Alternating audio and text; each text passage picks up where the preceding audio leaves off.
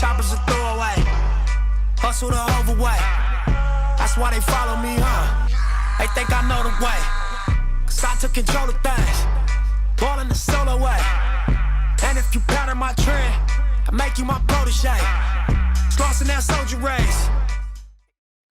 Everybody, this is Jason Matthews. Today we're going to talk about the two most famous types of life insurance, term and whole life, and what's the difference. Now, I've had multiple calls lately asking about the different type of life insurance, and I always like to say the cornerstone of all financial planning starts off with the proper foundation fundamentals: proper emergency fund, proper health care, life insurance, and disability insurance. Today, we're going to really hit up the hammer on the head and talk about the life insurance and the two different types of life insurance. So let's talk about what is term insurance for you.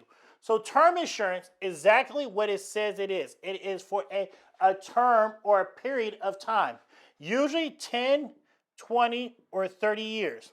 Now, as you get older, life insurance companies will not give you a 30-year term, but usually these are the three most commonplace types of things. So it covers you for that period of time, for 10, 20, or 30 years. After that, the price of the life insurance goes up on a yearly basis. Now, the money you put in, you cannot get out, okay?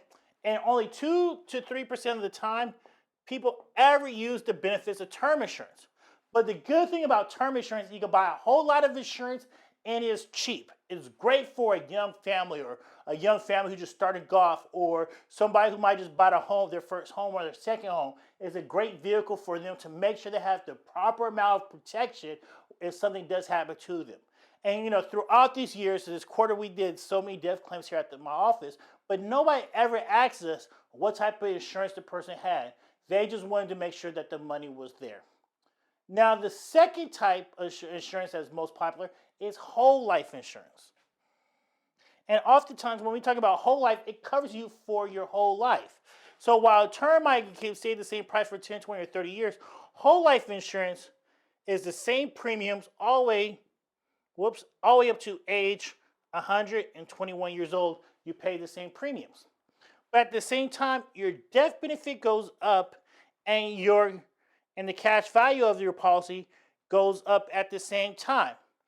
For instance, the reason that is you're paying for this whole life a lot more expensive policy than a term policy. But the good thing is it grows tax deferred, and when you pull out the money, it can be tax free.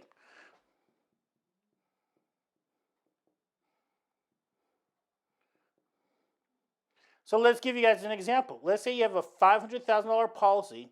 In 20 years, that death benefit could go up to $1.2 million. And the cash value inside that policy is $750,000. Now with term, there's no buildup of cash.